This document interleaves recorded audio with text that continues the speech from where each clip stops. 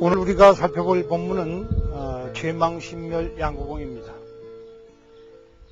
죄가 죽어 없어져 버리고 마음이 멸하여서 양쪽이 다 두루 텅 비었으니 하는 본문입니다. 죄가 죽어버렸다. 또 마음이 멸하였다.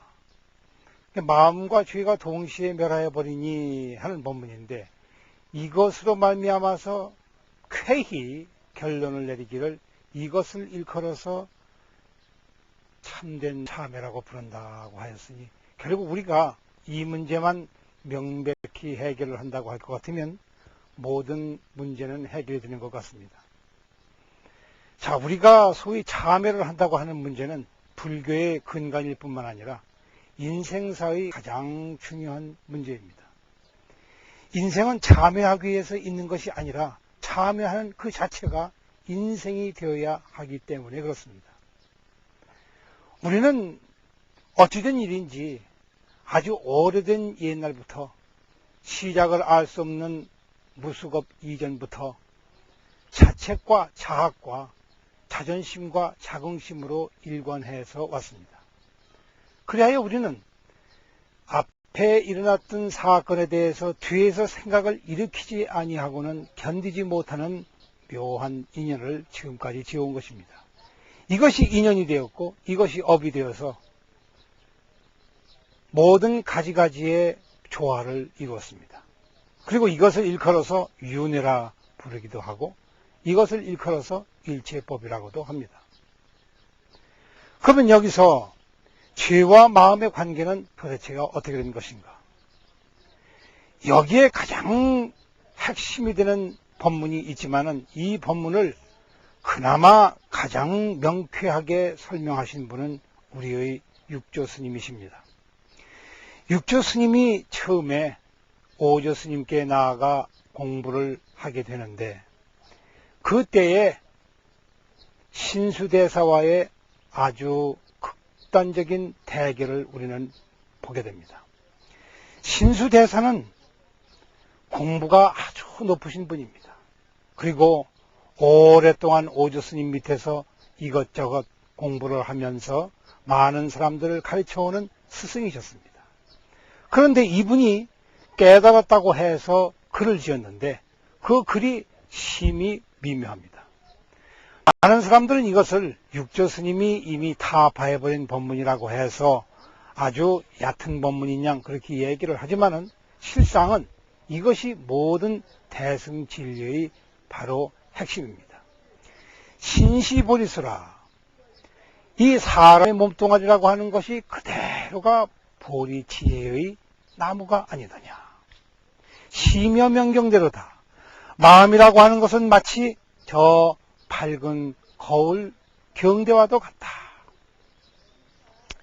그러하니 시시곤부식하여 때때로 시간을 놓치지 아니하고 열심히 이 먼지를 털어낼 것 같으면, 우리에게 끼어드는, 우리에게 얹혀오는 가지가지의 먼지를 다 털어낼 것 같으면 어떻게 되겠는가? 바로 이것이 공부일 것이라고 신수대사는 마음을 먹었습니다. 그리하여 물사약진해하거라, 여기에 절대로 티끌이 얹어 있지 못하도록 하거라 라고 타이르는 글을 썼습니다. 이것은 바로 모든 대승경전의 아주 핵심적인 골자입니다. 즉, 우리는 수행을 하기 위해서 불자가 되기를 하는데, 이 수행을 한다고 하는 것은 바로 명경 같은 우리의 마음 거울에 먼지가 일지 않게 하는 것입니다. 그리고 이것은 매우 쉽게 얘기할 수가 있는 것이요, 말은 쉽다고 하지만은 그와 같이 행동하기는 매우 어려운 것입니다. 이런 행동거지가 어려움에도 불구하고, 그리고 마음의 근본을 보지 못하면 결국 여기에서 모든 법문은 그쳐버리고 마게 됩니다. 자, 그러면 왜 신수대사는 적어도 대학생으로서 오조 스님 밑에서 그와 같이 장관 세월을 지냈음에도 불구하고 더 이상 한 걸음 발자국을 나아가지 못하고 거기에서 그치고 말았던 것인가? 사실 이것은 지성품을 확연하게 들어보지 아니하면 절대로 그 다음 말 이어나갈 수가 없습니다. 자, 우리는 다른 하나의 개성을 들어서 이 문제를 해결해 보도록 하겠습니다. 배고픈 매 한 마리가 하늘을 배회하면서 지금 먹을거리를 찾고 있습니다.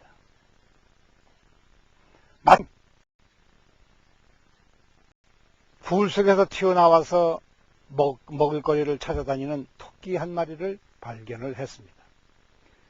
그리하여 매는 이제 적당한 시간에 온 정신을 집중시켜서 토끼를 잡을 궁리를 하고 있던 중에 마침 때 맞추어서 지나가던 구름 한 조각이 있었는데 그 구름 한 쪽을 통과하다가 보니 그만 토끼를 놓쳐버리고 말았습니다.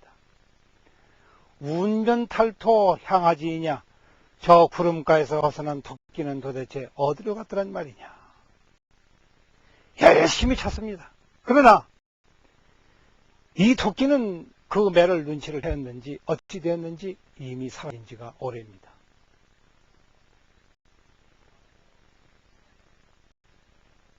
이 배고픈 매는 그만 구름가에서 우왕좌왕하면서 도대체 이 토끼가 어디 갔는고 하고 기운공자명이라 배고픈 매는 혼자서 끄악끄악하고 읊조리고 있습니다. 자, 여기에서 주어진 이 아주 적절한 예문은 우리에게 많은 것을 시사를 하고 있습니다.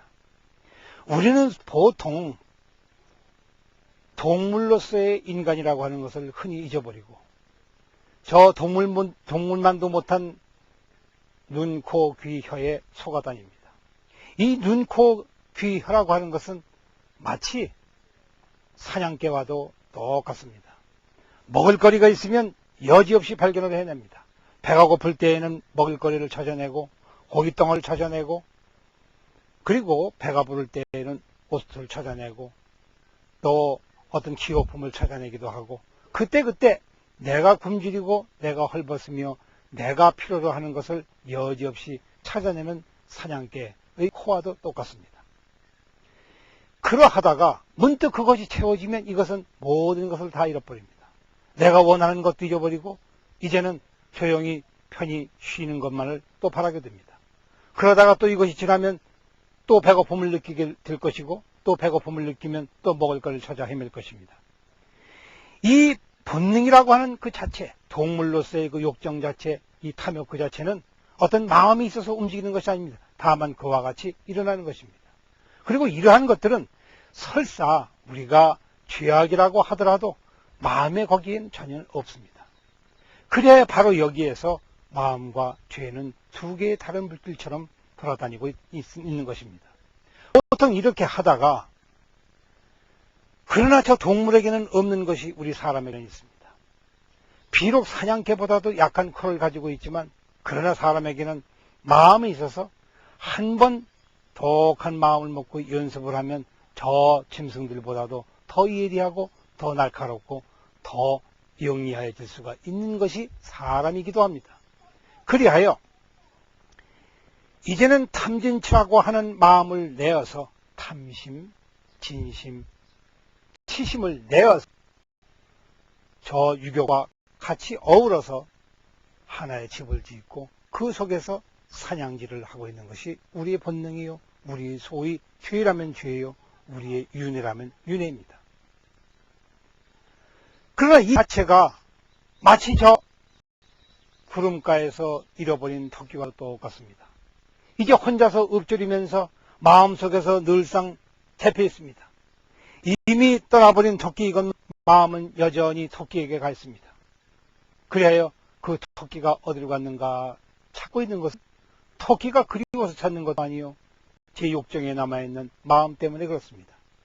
이런 마음이 모조리 다 사실은 본래 온 것이다 하는 것은 이미 사라져버린 토끼와도 똑같다는 이런 것이 됩니다. 자, 이렇게 해서 우리는 아주 중대한 문제를 엿보게 됩니다. 소위 인간에게 있어서 그리고 중생의 마음에 있어서 탐진치라고 하는 것이 모든 삼업의 기본이요, 모든 본능의 기본이요, 그렇지만은 그 자체에는 아무것도 가진 것이 없다. 나라고 내세운 적도 한 번도 없었다. 그리하여 몸뚱아리라고 하는 것이 이와 같이 나의 기반이 되어서 모든 욕망을 내는 창문이 되었지만 그 자체는 본래 욕망이 있는지 없는지 조차를 아지를 못합니다.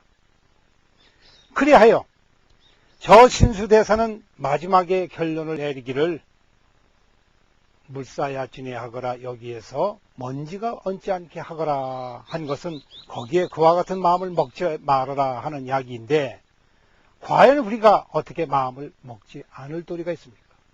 이 세상을 산다는 것 자체가 유욕을 가지고 있지 아니하고서는 되지 않는 일이요. 또 안이비서신을 움직이지 아니하고는 살아갈 수가 없는 것인데 다만 한시라도 살 수가 없는 것인데 그를 거기에 아무런 먼지도 묻지 말게 하라니 도리어 죽음을 택해야 한다는 말인가. 이것은 어불성설입니다. 말도 되지 않는 얘기입니다.